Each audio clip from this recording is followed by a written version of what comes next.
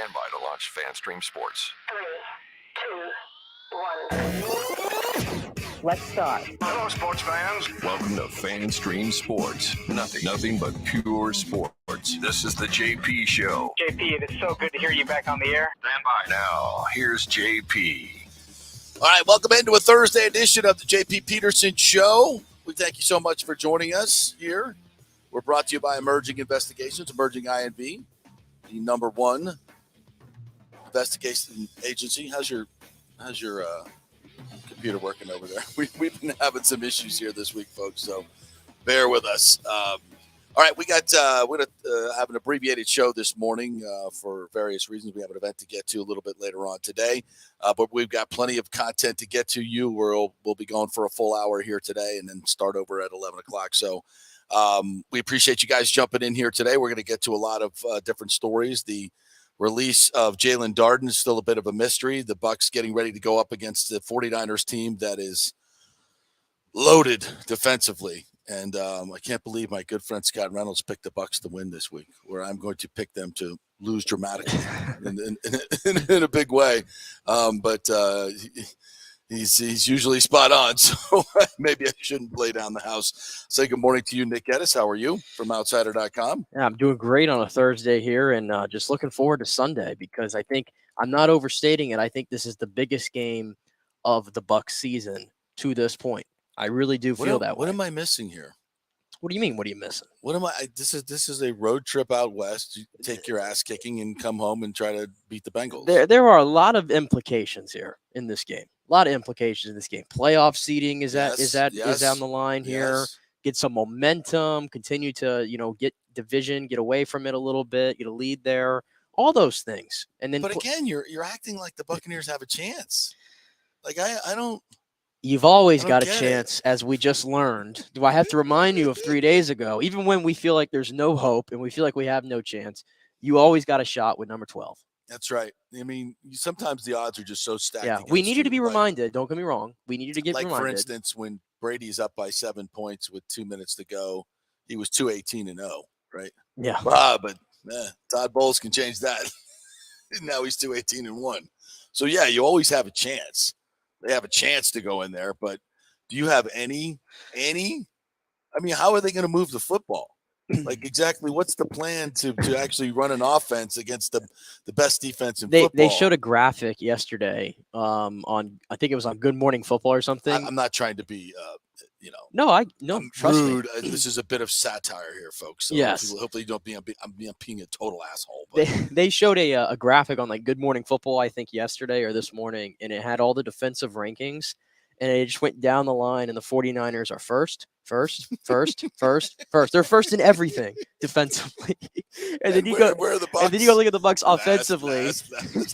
Last. Pretty close. Pretty close. The Bucs are like 25 to 32 in that just range. Every metric. Every city, stuff like that's not real important, like red zone offense. Oh, the Bucs have the second worst run team in the league, by the way, and this is the number one run defense in the NFL. So bad matchup there. All right. So how's the pass rusher that Bosa guy? I think he leads the league in sacks. That Bosa guy. All right. And the guy that's blocking him is leading the league in holding penalties. And Kyle Shanahan just cut up 80 plays to send to the refs that are doing the game this week to show them like how he should have been called for 100 more. Yeah. Oh, and the left tackle? He's literally playing with one arm. His right arm, we don't know exactly what's wrong with him, but his right arm he can't use. Everybody takes an inside rush, and he's got to grab the guy. I mean, it's on film. Yeah. Everybody sees it now, so it's like. And the guy on the other side, the other left tackle, might be the best in the game. One of the best I've ever seen. Oh, and the guy that's going to be matched up against him for the Bucs, I don't think he's got a sack in like 5-6 weeks. Yeah, he's one of the worst run defenders in the game. Yeah, so when you put it like that, I mean, I'm just trying to keep it real here. I'm like, you were going up against the most physical team in the league at their place. They're going to be trying to protect their rookie quarterback, so the defense knows that they have to be inspired and play their best game. Yep. Still thinking they're going to win. And I think Bowles said yesterday they're operating as if they're not going to have Winfield and Mike Edwards and all that. So more Zion McCollum against one of Ayuk or Debo or someone like that. Yeah, Christian McCaffrey versus. Although the Bucs have done a good job on him most of. Yeah, they have lately. So they've for the most part over his Carolina Panthers history, course, he's playing behind a much better offensive line now and a much better offensive coordinator that'll get him in great matchups. And they've won 5 of 6, I think, with him. By the way, yeah. So what is the line on this game? Let me play guess the line on this one. I got to, if I was setting the line, I would set it at about 13.5. But it's probably because of Tom Brady and that the amazing comeback, which another game that was handed to them, just like the Rams and the Rams game late. It's probably 6.5, 3.5.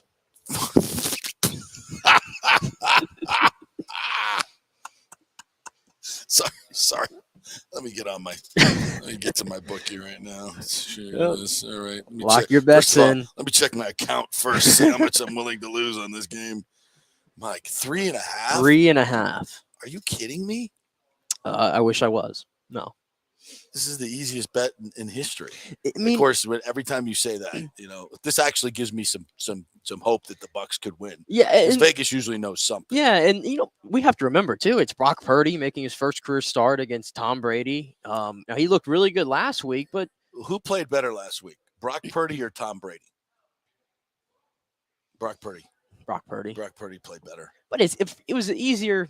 And I'm not putting it on Brady. Brady's the reason we won the game, for God's sakes. I don't know. But you've seen this before, though. And it was just absolutely dreadful. You've seen this before, though. Like a rookie quarterback comes in out of nowhere, and like they can have one really good game when the defenses have nothing to prepare on you. And it's like, even though he was Mr. Irrelevant, I'd venture to say he's one of the better. And I'm not just saying that because we just watched what happened, but his career at Iowa State, he was a damn good quarterback. At Iowa State, he had offers from Alabama, chose to go to Iowa State over Alabama. So if he had gone to Alabama, we wouldn't be saying all these things about him, right? If you're going to Alabama, you probably wouldn't want a Heisman.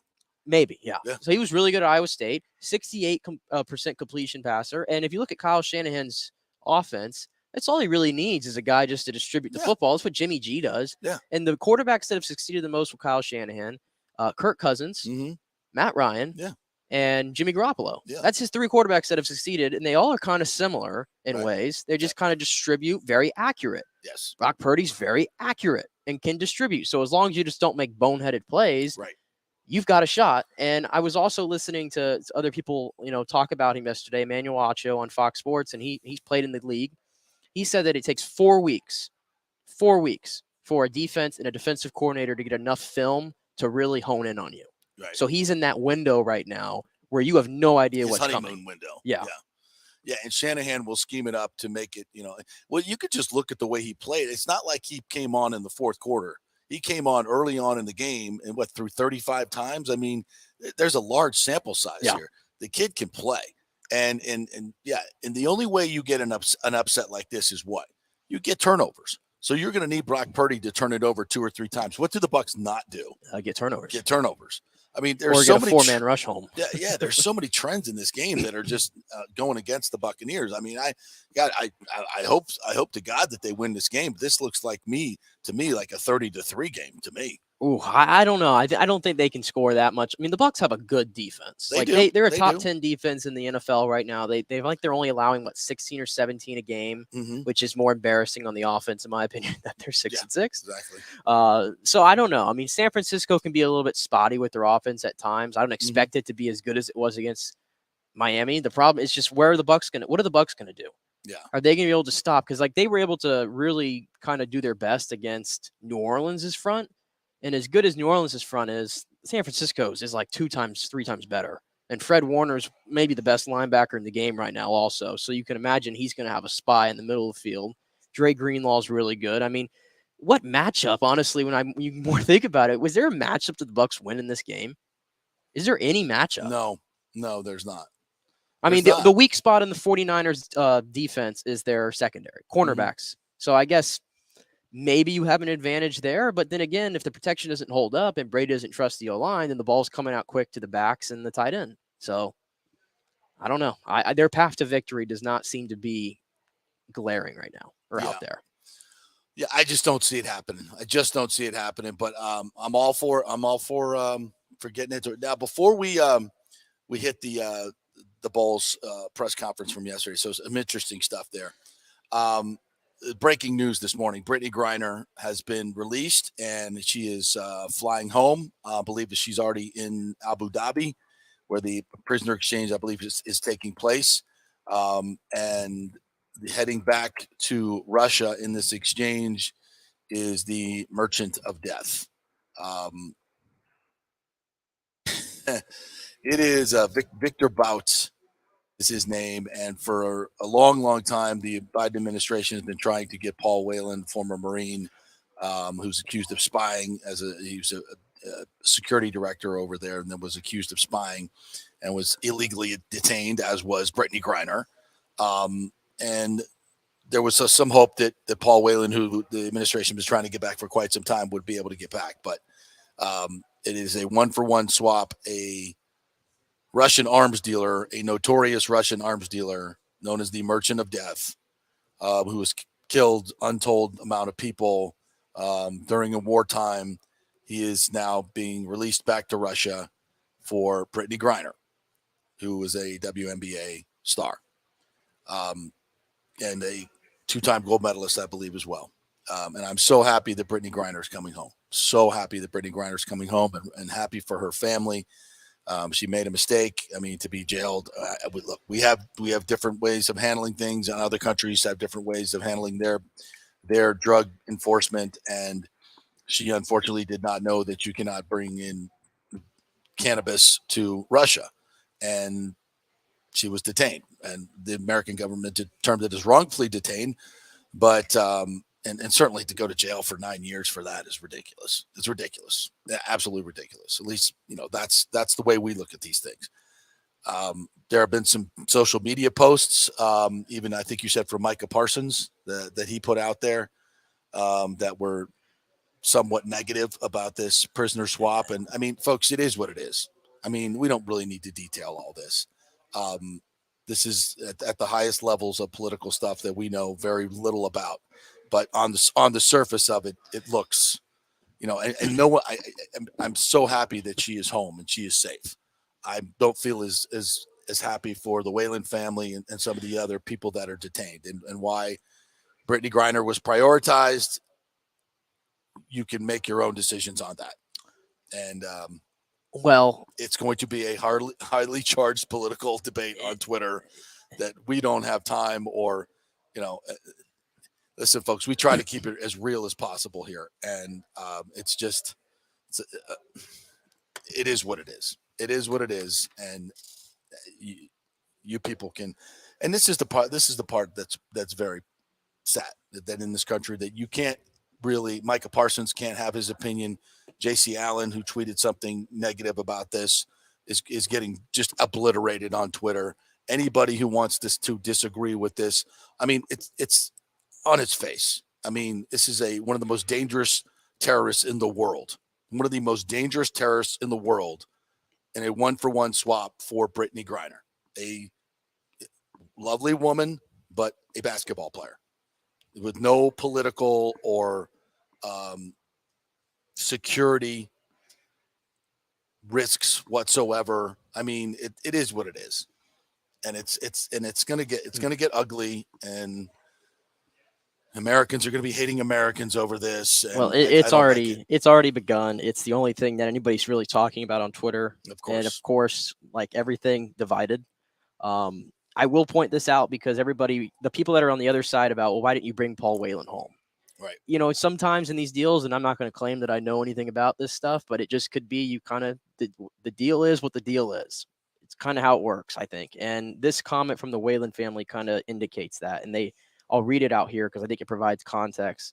They said there's no greater success than for a wrongful detainee to be freed and for them to go home. The Biden admin made the right decision to bring Miss Griner home and to make the deal that was possible rather than waiting for one that wasn't going to. So, like, that last sentence there is key, and that must tell me that there clearly is something more deeper with Paul Whelan that Russia would want in return here, and it seems like it's much more of a harder deal to complete. And this one, I guess, was more available, I guess, for the lack of a better term there, and they kind of understood that, and they, I think it provides context to it here, at least. Yeah, if the family, so basically the Whalen family is like, this is never going to happen. Like it comes off like they feel like, okay, it's just not going to happen, or if it does happen, it's going to take a lot more than this right now, and it's not going to be this simple because they've been probably down this road over and over. Well, and I'll just be, I also know that the Whalen family comes out and destroys the Biden administration for doing this deal. That gives him no hope of ever getting him back. And that's the truth. Do you that is a very magnanimous and gracious thing to put out there, but it's also attached with political pressure. Like, don't get it twisted. If they come out and they just destroy the Biden administration for making this deal and not bringing Paul Whalen home, they definitely have no chance of ever getting him home until there's another administration involved. So I get it. But it is true. It is true. If they feel like that just was not going to get done, it's better to get somebody home than nobody home. Absolutely. 100%. But there will be people that will also mention that this is a player that refused to stand for the national anthem, and trashed our country at every chance that she got. And the Marine sits in Russia and she gets brought home. I mean, if you don't see the irony in that, you're just not paying attention. And this is not about her sexual preference. This is not about her race. This is not about anything. It's about a basketball player and a Marine, ex-Marine, an American, a security director, whatever you want to call Paul Whalen, and others. It's not just him. There are others that are illegally detained. What sets Brittany Griner above the others? Why was she so important to this administration and others? There's room for debate here. There's no question about it, but we know very little about what these talks are at very high levels. But on its surface, it's something that everybody's going to be talking about, and it's going to divide us even more. And that's sad. So it is the positive is we get an American home, and that's great. And I'm very happy for Brittany Griner and her family and everybody. For the others that are still detained there, it's got to be tough. It's got to be tough for them to handle that. So y'all punch away on your keyboards and we'll get divided further and we'll see where it goes. All right. So back to the Bucs here. Before we get to our first break here, Todd Bowles spoke yesterday, and the Jalen Darden thing is just weird. It just, he's been bad for a long time. He's been a little bit better this year. I would say in the last 2 to 3 games, I've actually seen him run towards the middle of the field, which is something that he hadn't shown for about a year and a half. And his stats were not bad, but the fact of the matter is they were not, if you looked at the expected yards and just with the eyeball test, this guy was rarely making anybody miss, rarely outrunning anybody, rarely being an impact player, was not an impact player on offense. And really more than anything, and this is what myself and other fans saw, you just see a guy that just runs for the sideline and tries to avoid contact at this is, which is, what I would do. But I'm not a professional football player and I'm not getting paid for it. He is. Yeah. And you're supposed to, give up your body. And that's the job. Okay. And he wasn't doing the job. And it was embarrassing at times when he ran out of bounds, but this has been happening since he started. Why this, I think there were 2 situations, if I'm not mistaken, this last game where he could have come up and caught the ball and did not. And to me, it just looks like the dude is completely scared of contact and does not want to get hit. And you can't play in the league like that. You can't allow a guy on your team to play like that and ask everybody else to sacrifice everything. But we're going to, this guy's okay because he's small. No, it doesn't work that way. It's accountability in this league. And it's one of the big problems that this team has had. And finally, this is what we talked about this yesterday, is like the fans and everybody can see it. We're making jokes about it in the press box. That's how bad it is. I mean, and it takes this administration, this Buccaneers front office, 6 more weeks to notice it and actually do something about it. And it's mind numbing. So, but it finally happened. So Bowles was asked yesterday about it, and I'm not sure he really, as usual, didn't really shed any light upon it. Well, it's tough anytime you release somebody. He's a talented player.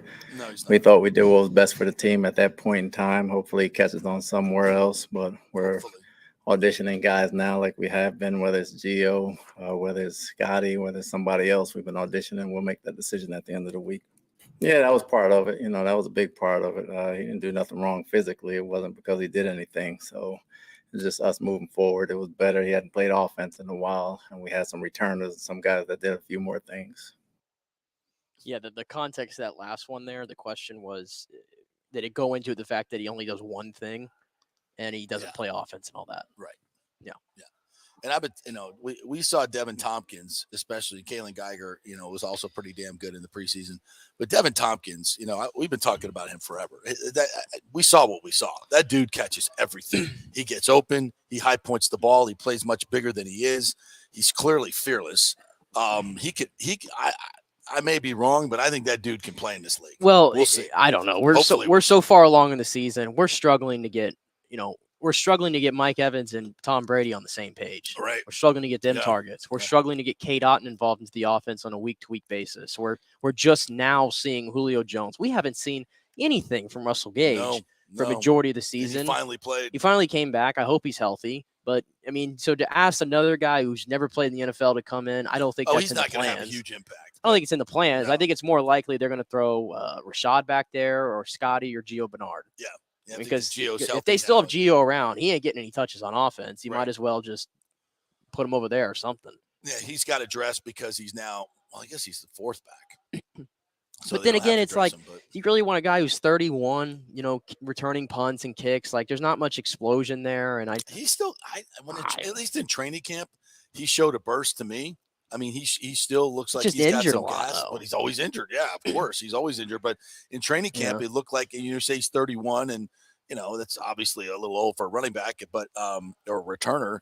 But look, he's getting paid, so he's got to go out there and do it. And he was very good at it at one time. He should be fresh. I will say this: I'd rather have him than Scotty. I don't want to see Scotty in those pressure moments like that right now, because I think you're right. I know he made the big play on the last drive there, but even then, I was really scared when Tom threw it to him. I kind of just don't trust him. I don't trust him right now. Yeah. Nah, I agree. Those drops and the near drops. And I'd say Rashad, but we've already seen a moment of his where he had a kick return in the Chiefs game where it got knocked out. I mean, he's kind of fumbled a few times this year. So his ball security is typical of a rookie. Yeah. You got to be better. Not really a great option, but I think I would agree. I would take this any day than seeing Darden immediately cut to the out of bounds and immediately just kill the Bucs in field position every single game. Yeah, and you got to come up and you football. Yeah. You can't let the ball bounce when you have an opportunity to come up and catch the damn football. And I think that may have been what really, and there may have been something else that happened behind the scenes. Who knows? But he did catch on, by the way. The Browns got him.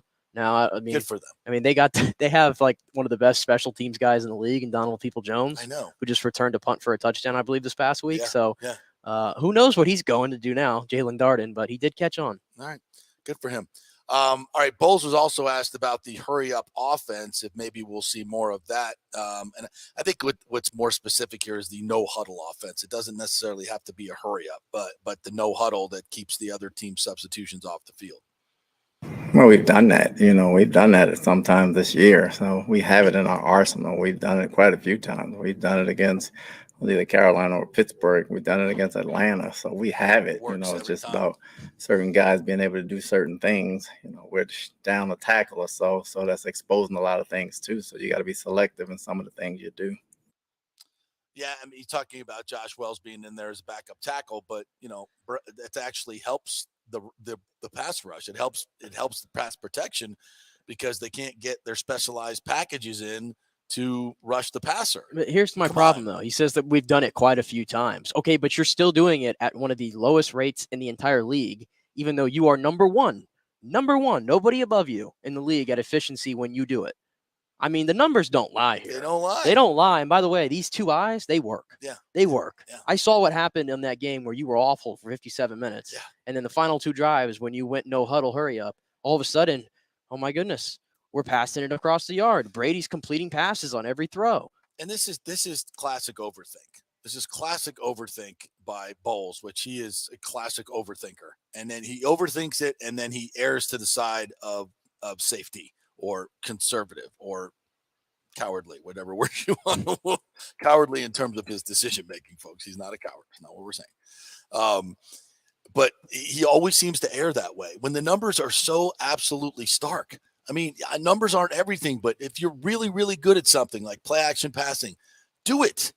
Like, I don't understand why the Bucs ever pass the ball without doing play action, because it there's no question that it helps your pass protection. It helps your offensive line. I don't know why you would ever not do it. And by the way, when they do Except that, if certain patterns you need to just get when the ball they do out. the play action, by the way, more often than not, you know who the ball goes to in those situations? It's usually Mike Evans on one of those comeback routes, which is the Bucs' explosive offense. Yeah, which is sad. But that is the explosive with the receiver offense. coming back to the line of scrimmage instead of moving away from but those 15 to 20-yard chunks, that's the explosive offense. Yeah, that's what they have. Yeah, but it works. It works, and it works very well for Tom Brady, but they don't do it enough. All right, Bowles was asked about what makes Brady so good late in games.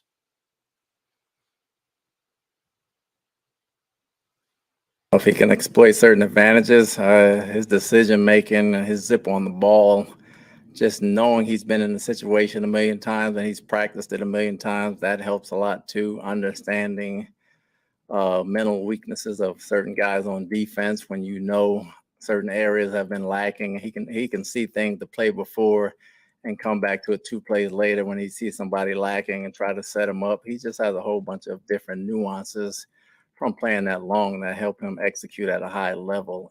He makes it look easy. I know it's difficult all the way around, but you can't put a finger on it. That just defines his greatness. You can't put a finger on it. Part of that is what I was saying yesterday is when Brady goes no huddle, he keeps the defensive coordinator from being able to do their exotic stuff and get their matchups out on the field. So he knows exactly what personnel is going to be out there and where that guy is lacking, where he can pick it up.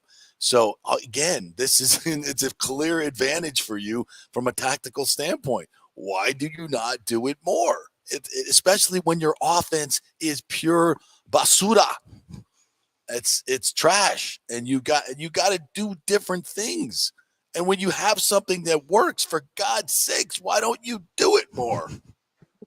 We've talked about these things all throughout this season, and it's like, why is Luke Gedeke still in there? Blah blah blah. And then 6 games later, it changes, and everybody's like, oh, okay, Rashad White. Hurry up. So many things. Why can't this stubborn coaching staff see what they're doing wrong? And you should be adjusting in game. These guys don't. It's like turning around the freaking Titanic with these guys. Yeah. All we're at the point. It's hard for me to really even come up here and actually admit, and it's honestly the right take. Like sometimes there's right and wrong. No, this is a right take that I trust the freaking 49ers with Brock Purdy at quarterback more than I do the Buccaneers with Tom Brady. Like 100%. It is like, I hate that I have to actually say that out loud because it sounds crazy, but it is just what it is. Look at the results. It just is what it is. There's sometimes in the NFL, especially because we know these players and we know their names and we know the brands and all this stuff. But there are times when, these brands or these players or these situations are not good. And the numbers are just screaming at you.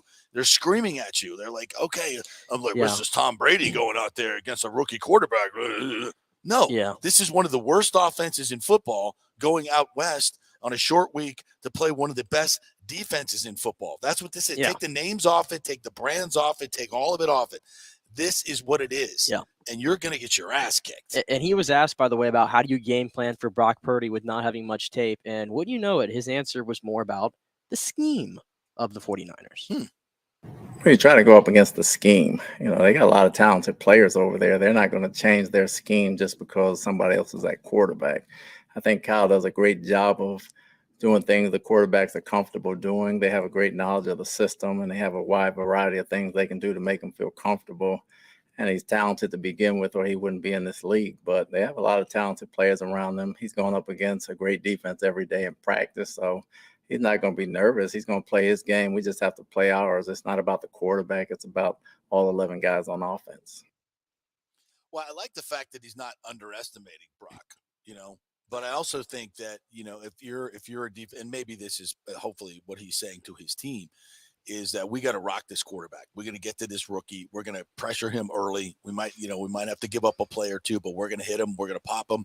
We're going to say, we're going to get up in his face and pressure him to make quick decisions and see if he can react to it. Yeah, I thought he was more complimenting the 49ers coaching staff there, especially Shanahan, when he said, well, we're actually game playing against the scheme. Yeah. I mean, which is smart. Because that's smart, but I'm using that more of, our teams really, game planning against the Bucs scheme? No, they're not. I mean, they are. They know, because they know how basic it is and how it's very basic. Yeah. This one, it's to the point where you can plug in any quarterback. I mean, we've seen it. Didn't Nick Mullins beat Nick Mullins is very comparable to the situation. Yeah. He beat the Bucs in 2018 or 2019, did he not? I believe so, for a spot start at Raymond James? Yeah. I believe so. Yeah, this is a very comparable situation, and that's the Shanahan offense. You can just throw these guys in there, and nothing really changes. Nothing changes at all. If you take Brady out of the offense, I think a lot of things change probably. Oh God, yeah. I mean, that's just the difference. So I thought that was more of a compliment to the coaching staff. And they, and they're going to have to get ready. I mean, first and foremost, they're going to have to get ready for a running game that's very, very physical. And I'm not sure that they have the bodies and the personnel to stop. So we'll see. But I think it's a tough matchup for the Bucs, no doubt about it. And then of course, a couple of things that are very instrumental. Let's hear him talk about turnovers here and the lack of turnovers. What is the reason, Todd Bowles? Yeah, we need to do everything possible. Part of the stuff that helps that if we get some more pressure with 4-man rush, 4-man's got to get there and we got to make plays in the secondary, but we can help our offense out a great deal if we got turnovers with the addition of them getting some more points. I think that's what's missing from this year's defense. Yeah, they're not getting pressure with this 4. Here's what I would do. And this is from somebody who probably read, Coaching for Dummies, right? Yeah.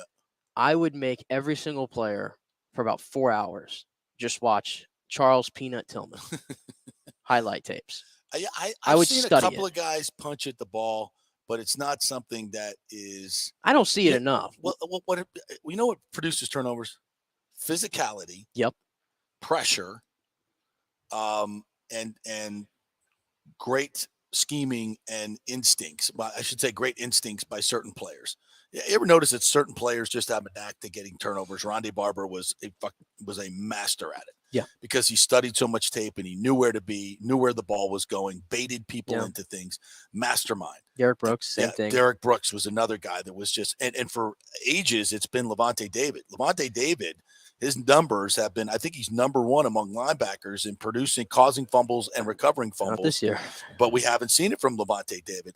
Antoine Winfield is good at it, but he hasn't played a lot. Logan Ryan is good at it, but he hasn't played a lot. He finally came back. So hopefully that will change. And you got 2 corners. Your top 2 corners, they're allergic to catching the football. Yeah, they can't catch. Yeah. Carlton Davis had dropped one the other day that was right in his hands. Yeah. Got stripped of it. Yeah, and Jamel Bean, that's never been his specialty. No. Simon Cole's not going to be anywhere near the ball, so we don't have to worry about that. Don't have to worry about that. But also it's that physicality. Guys coming up and getting hit and the ball comes out. How did Rashad White fumble? That was Cam Jordan hustling from behind, which is something you don't see a lot on this Bucs defense, folks. You just don't. You know what this game calls for? It calls for Devin White to have a game like he did against Seattle, which was his finest. Yeah. Which we've backed off a lot on Devin White criticism because honestly, the last couple games I haven't heard his name called out much, and I don't really hate that necessarily. No, he's playing much better. So, I mean, maybe this is a game where he can try to get some turnovers when they get to the second level because we saw him do it against Seattle. We've seen him certainly be a turnover machine in 2020. So maybe if Levante's not doing it, maybe it's got to be Devin White. But at this point, I'll take anybody, honestly. Yeah. All right, last one for Todd is his concern for Donovan Smith, who's just been playing terribly. It's a concern. I mean, he knows he didn't play his best game. We know he didn't play his best game. He'll bounce back from it. He understands that, and we expect more from him. He expects more from himself. How much is a hyperextended elbow hurt? I'm sure it's hurting him. He's not going to make that excuse, and if he's out there, we're not going to make that excuse either. We just got to play better. I mean, it's a big problem. Guys are rushing inside, and Bosa's going to rush inside of him and force him to use that inside arm. And they'll loop a tackle probably around him, and they'll do that a lot, as everybody else has done. And it's really hard to combat that, especially when you have guys as talented as Bosa. He's so strong, And you're going to have Nick Leverett coming over and trying to help. But, if you don't get over in time, you don't have the leverage that you need. Yeah. And plus, Leverett, he's got to be able to get over in front of him and pass off the tackle if they're going to run a game. It's very difficult to do with average players when you got your players are hurt and maybe more below average their players.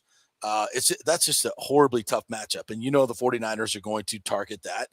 And that's Brady's backside. So it's going to be tough. It's going to be really, really tough. He's going to have to get the ball out quick, super, super quick. And, of course, the 49ers know that. They compress their defense.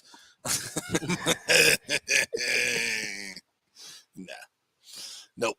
All right, we'll take our first break. Remind you, we're brought to you by Emerging Investigations. If you have an issue with your spouse or maybe a missing person, insurance fraud, these are all things that the great investigators at Emerging Investigation can do very, very well. They'll get you trusted information. Don't try to, sniff around on social media or any of that stuff. Let the professionals handle it and get you the most accurate information for life's biggest decision. It's Emerging Investigations. Emerging INV is the website. Just give them a call. Tell them JP sent you, and they'll tell you exactly how the whole deal works. All right, back in 3, we'll talk some Rays baseball and the Lightning as well. Big night for them. Stay with us. JP here for the Jeeves Law Group. I've known Scott Jeeves for quite some time, and he's just like us, a huge college football fan. He loves his Gators. In fact, he sponsors our Gator Report every Thursday at 11 o'clock with Scott Carter from FloridaGators.com. But he's not just another PI attorney. He is a ferocious advocate for his clients. Scott Jeeves is a board-certified civil trial lawyer and a certified circuit court mediator practicing in Tampa Bay for over 30 years. He is an AV preeminent rated civil trial lawyer and certified circuit court mediator. Folks, these designations are not just given out. They're given only to the best trial attorneys. But more than anything, Scott takes these cases personally. I've heard it from his clients. He's a fighter you want on your side. Insurance companies hate it when they see you're represented by Jeeves. He's just different. 727-894-2929 or go to JeevesLawGroup.com. That's JEEVES lawgroup.com and tell him JP sent you. Guys, let me tell you about Bay Area Modern Medical Center. Are you experiencing low sex drive, fatigue, hot flashes, moodiness, and you just don't feel like you have the vitality you once had? You're not just getting old, it's likely low testosterone. Studies over the last 20 years show a shocking decline in younger males aged 16 to 39. Older men have seen a sharp decline as well. Do something about it. Go see my friend Christopher Lugo at Bay Area Modern Medicine. Testosterone replacement is not a frivolous treatment. It takes a professional, targeted approach that focuses on total body wellness, vitality, and emotional stability. Not a one-size-fits-all approach like many clinics use. They will monitor your blood work and adjust your treatment as needed for optimal results. Call 844-977-3477 or go to BAMMC.com. Tell them JP sent you for priority scheduling. Now is the time to make sure your home insurance is in order. In the last year, many of us have made improvements to our homes. So call the folks at Italiano and discuss these upgrades to make sure you have enough coverage. According to a recent report, almost 64% of homeowners don't have enough insurance on their home, which is their most valuable asset. Also, a great time to make sure you have flood insurance. Even if your mortgage company does not require flood insurance, your home could still be at flood risk. Another big item as we enter hurricane season is making sure your pool enclosure is added to your policy and there will be no issue at claim time. That happens a lot.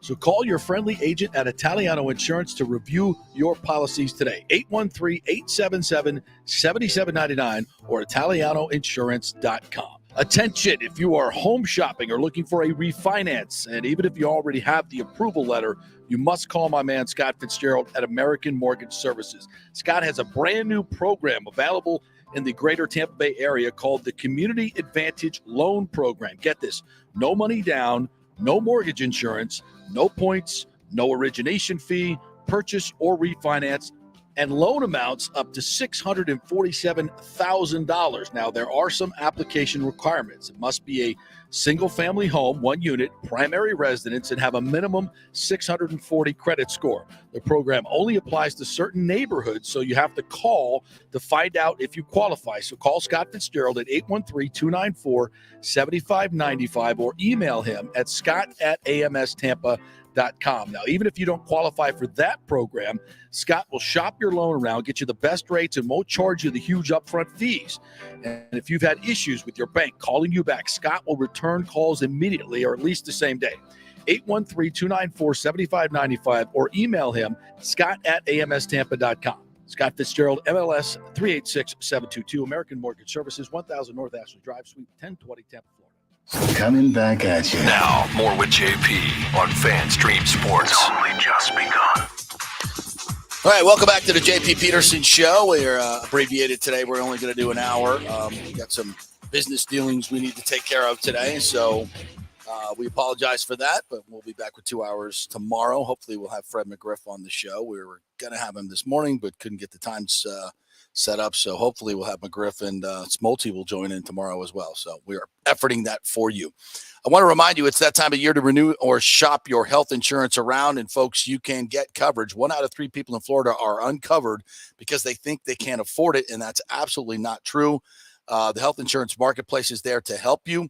I made the call a couple of years ago, and I've got Blue Cross Blue Shield Florida Blue, which is fantastic coverage for $49 a month, folks. It's a free call, 888-325-0605.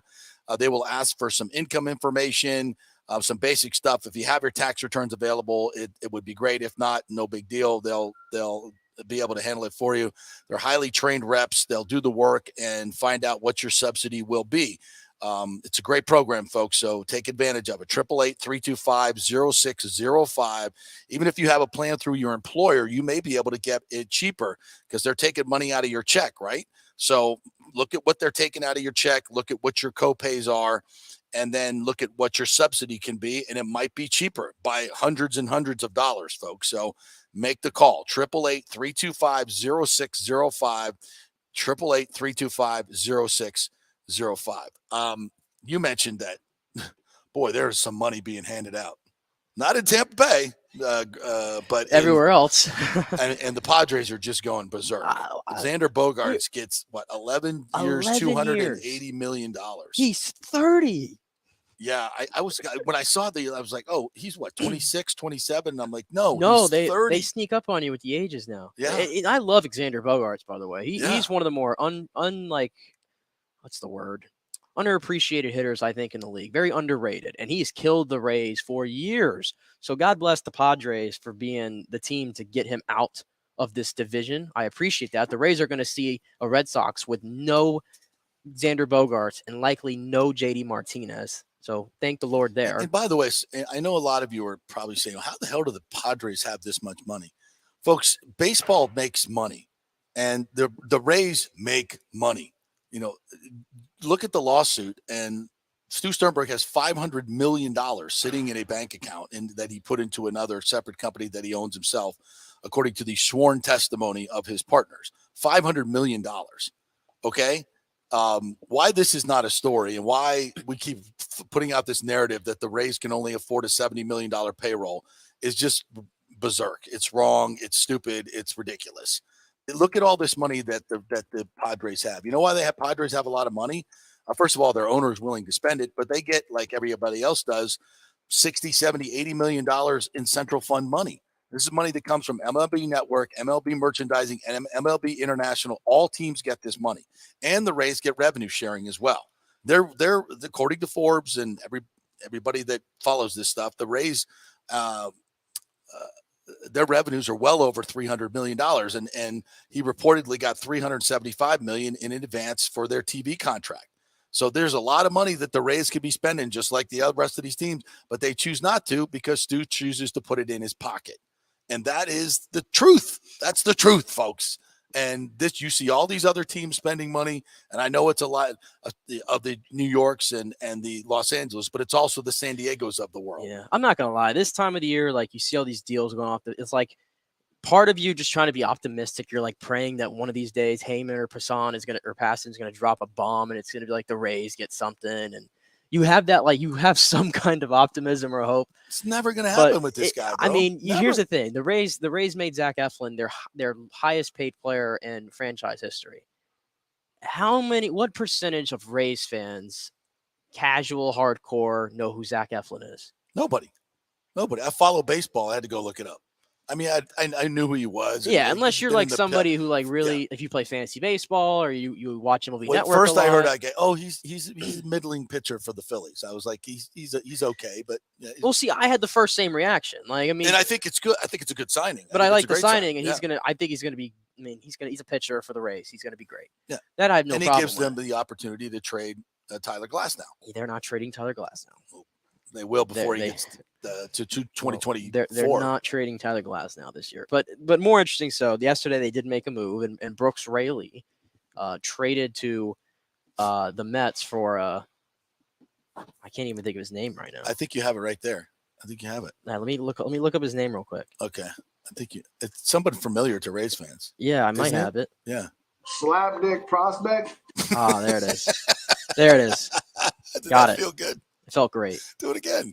I'll do it again. Get used to it. Slapdick prospect. Thank you, Blake Snell. Thank you. One more time. Slapdick prospect. There it is. Didn't it feel good? Yeah. That's what you get, Rays fans. You know why? Because Brooks Raley makes $4 million a year. Oh my God. We can't handle that. We got to get rid of that guy. For me, it makes make $4 million. We can get a guy who come in here and do just a little bit, less for $750,000. So it's what it's all about, baby. It's all about money. Yeah, it's all about making money. This is his ATM, folks, and it's masquerading as a baseball team. The slapdick prospect, his name, I'll give him some respect here. His name is Keyshawn Askew, a lefty. Keyshawn. Yeah. What has Keyshawn done in his career? He's very young. Of note. He's very young. Oh, from what I did, young and cheap. I did a little bit of the two things we value most. I did a little bit of research on this dude. He's got one of those really funky arm angles that the Rays are going to love. Shocking development. Yeah.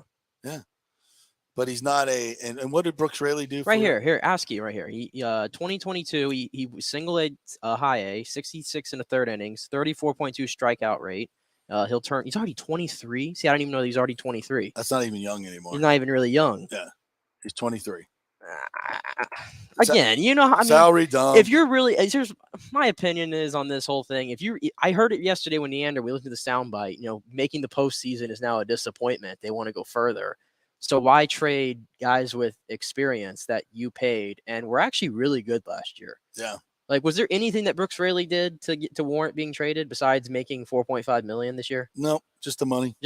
And he was pretty good as I recall. He was really good against lefties. I think they hit like 155 off of him, and he went like 2 months where he had like one outing where he gave up a run. Yeah, it was lockdown. Yeah. Who needs a guy like that? Well, when you can have Keyshawn. That being said, I did say it on Twitter yesterday. I'm like, okay, if I'm trying to pick up on what the Rays are doing here, because you almost have to kind of jump in their minds.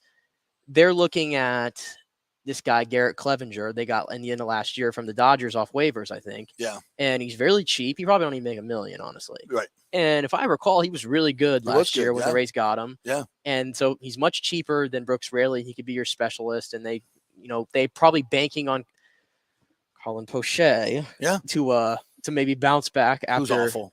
He's been awful. They're probably hoping that year removed from the Tommy John, now that he'll turn something around because they like what his peripherals are. And now you free up money in their minds to go get a hitter, hopefully. Right. That's at least what I'm thinking here. This has to be a move to free up a batter. Right. I don't know if it's going to be a free agency or if it's going to be a trade, but seeing the money that's being tossed around right now in free agency, that probably tells me that the Rays are going to be shopping at the Dollar Tree. Of course, as they always do. And they'll let this this wave go through. And some of these contracts are ridiculous. No, Bogarts is going to be. I wouldn't have paid that. 40 years old. No, when he's when this contract is over. Same thing with Aaron Judge. But these teams just feel like, there's so much money in baseball that if they want to be good, they got to go out and pay it.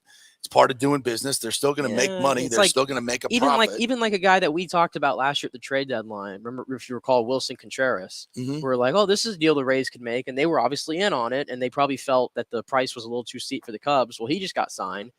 Well, guess what? He's getting $18 million a year for 5 years, and he's already like 30, 31. I would never do that deal if I'm the Rays. No. So, like, I understand why you'd walk away from that. But if you're the Cardinals, by all means, have at it. Yeah. Doesn't matter. But for the Rays, I'd hate that deal.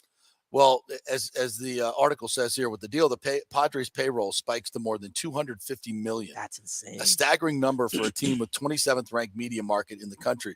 But they can do it because they have a full stadium. They make a lot of money at their stadium, and they make a ton. They still have it's the 27th largest media market, but it's a very rich media market in terms of, like, it's in order to buy a 30-second ad in the Padres broadcast probably costs quadruple what it costs in Tampa Bay or in most other markets, because it is a high San Diego is a high median income market, one of the top, and so the size of the market doesn't always matter as much as what is the media market worth. How much money can you charge for a 30-second spot in your baseball game, which you have so much inventory. These baseball games just provide so much programming. They even make money on replays, where they're making, they're getting money, from advertisers in these replay spots. So it's a cash cow.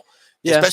Especially in campaign seasons where they're throwing money around like it's stolen crypto money. If there's a silver lining to a lot of these deals, though, maybe it is. If there's a silver lining to some of these deals, I'm just kind of looking at what the rest of the American League is doing and look at the American League. Like, have the Yankees gotten better through this wave? The answer is no, because all they did was re-sign Aaron Judge and Anthony Rizzo. They have the same exact team, and they lost some pitching depth, I think. Did the Blue Jays get better? Have they done anything? They traded to Oscar Hernandez. They haven't gotten better.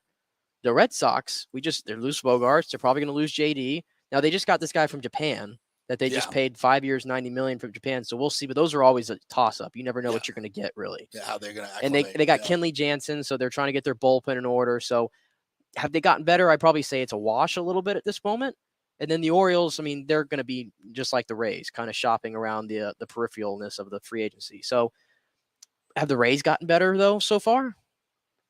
No, they've gotten worse. It's probably I'd say it's probably a wash right now, because a lot of the guys you're not signing back didn't really help you last year anyway, and they're probably dead weight. Like, Say it. I'm not saying it because I miss them. Say it. Kevin Kiermaier. Kiermaier, yeah. Zanino, though. Same thing.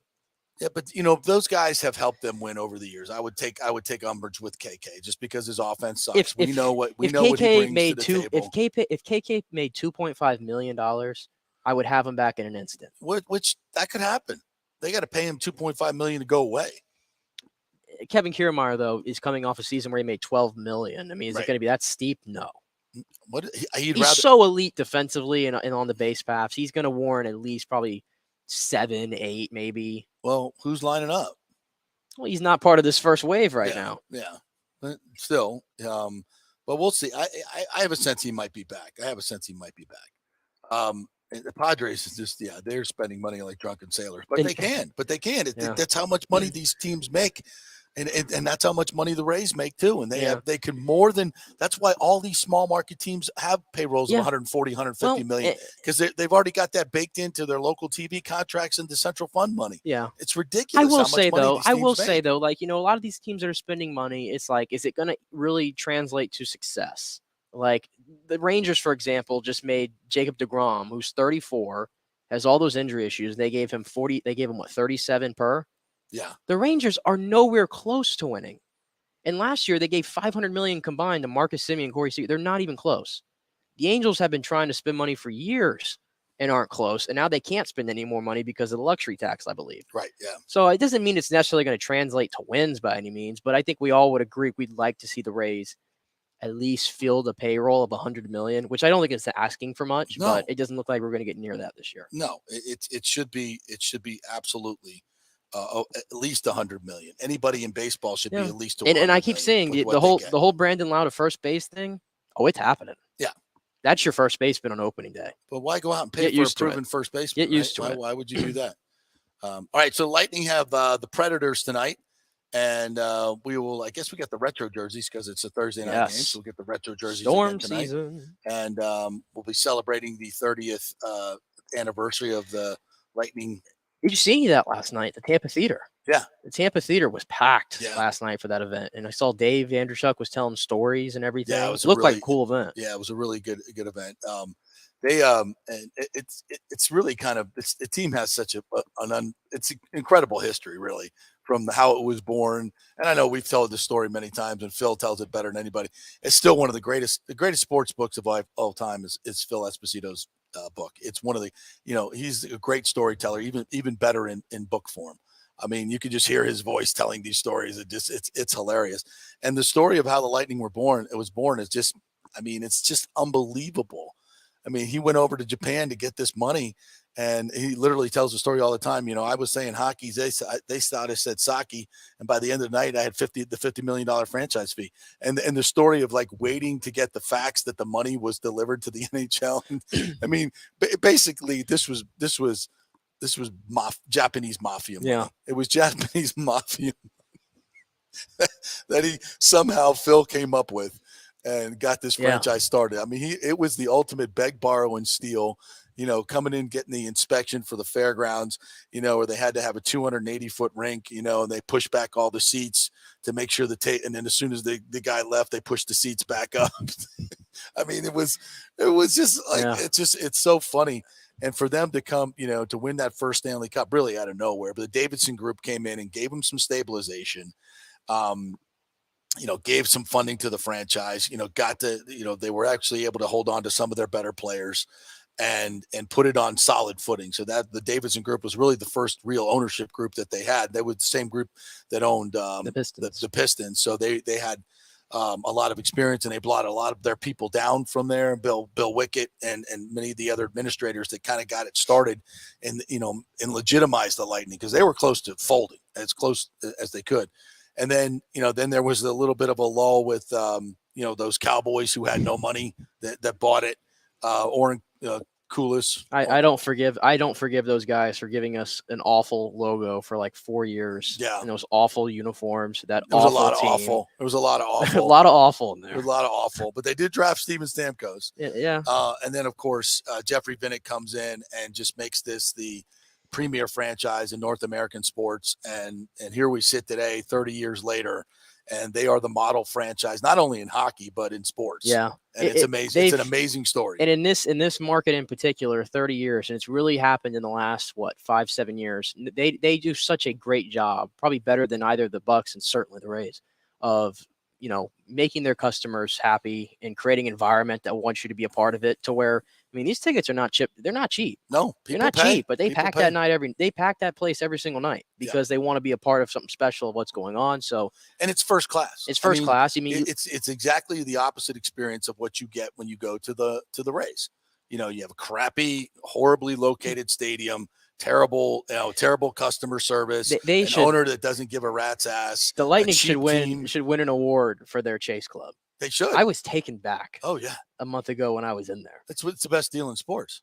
Like I'm going to get a little too spoiled now, and I'm going to want that every time now I go to games. Because especially when you go down and the fact that the bar is open every single second of the game and after they don't cut you off in the second period. If you want to stay for a half hour after the game and sit around and drink beers with Brian Bradley and the group, have at it.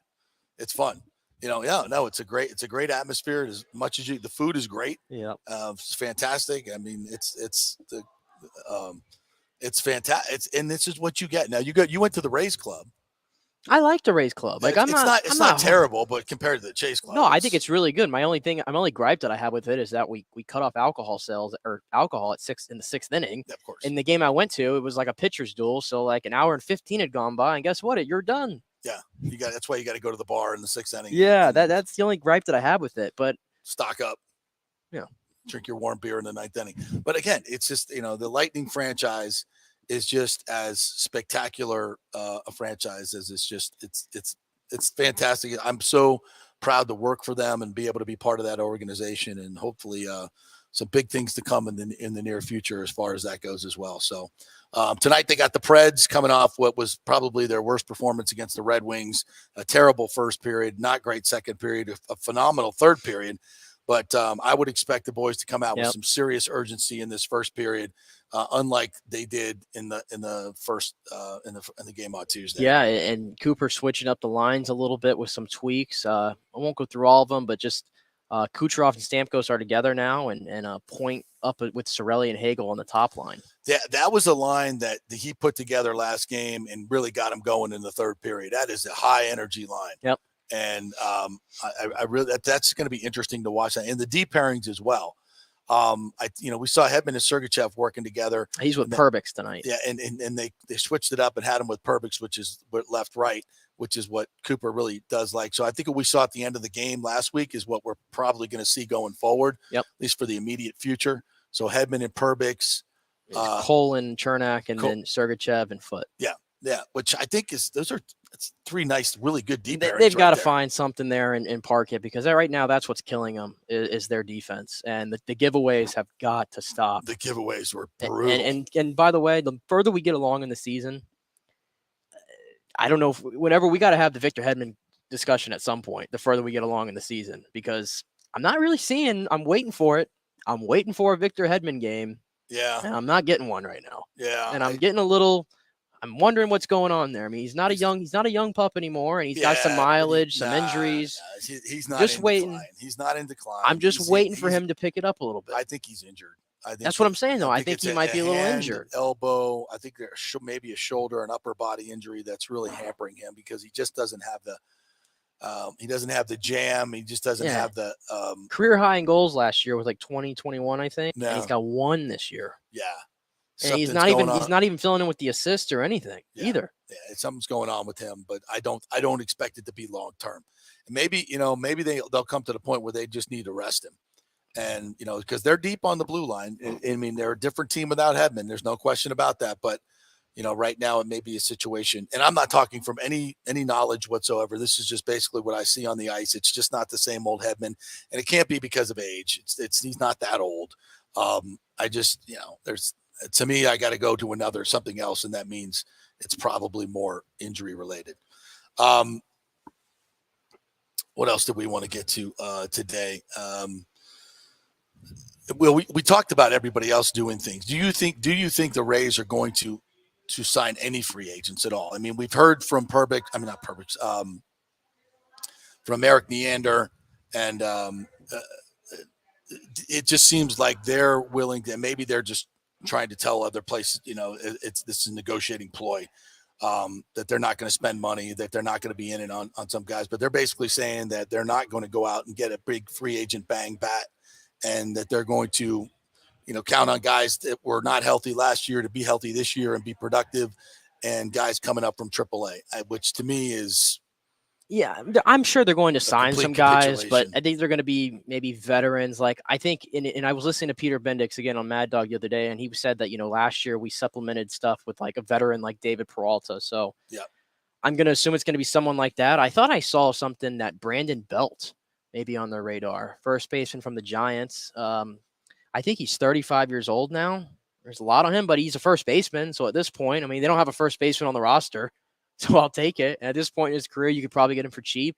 A lot of Rays fans have Michael Brantley on their wish list as well. I think he's in his mid-30s. He's an all-star caliber player. You might be able to get him on the cheap. I wouldn't say no. I wouldn't say no. He's been winning stuff in Houston for a long time. I mean, he's just a solid contact hitter. He's not going to hit you 20 home runs, 25, but he's a solid contact hitter, a guy that you can put in the middle of your order, and he would help tremendously. Not going to strike out a lot either. Right. So I would probably look for, it's probably like a veteran maybe like that profile, but I don't think they're going to spend a lot more money though. Yeah, it's probably going to be a couple weeks when the market kind of, and guys lose where right now these signings are kind of taking up certain placeholder, right? The Padres now, hopefully they've spent all their money. These other big teams, once they make their moves, then the other guys will say, oh, I guess it's not me. So I got to go find a spot. And where can I go? Yeah, I mean, of course we have to save money for Evan Longoria too. Let's stop. Just stop. I'm going to say it every day until it happens. Alabama Associate Defense Coordinator and Safeties Coach Charles Kelly is joining Deion Sanders at Colorado as the Buffalo's defensive coordinator. That's been confirmed. Was he the Florida State in 2013, correct? Yes. Yeah, he was back in the day at FSU. He was 14 to 17, so just after the national championship. Charles Kelly, not one of those guys that FSU fans came to not like. Let's just put it that way. Yeah. As their program declined after Jimbo left. USF did get a defensive coordinator. They did. Todd Orlando is the guy who's been at some big. I think he was at FAU this past year. 107th in total defense. FAU finished. So do with that what you will. So Deion gets Charles Kelly, who's at Alabama. He has been a defensive coordinator for about 12 years. He's been at Texas. USF gets the guy from FAU. Yeah, he's been at Texas. He's been at USC. Defense. Okay. All right. We're just tracking how this turns out. All right. We will say goodbye now. Sorry for the abbreviated show today, but we will be back tomorrow with a full 2 hours for you. Our thanks to Italiano Insurance.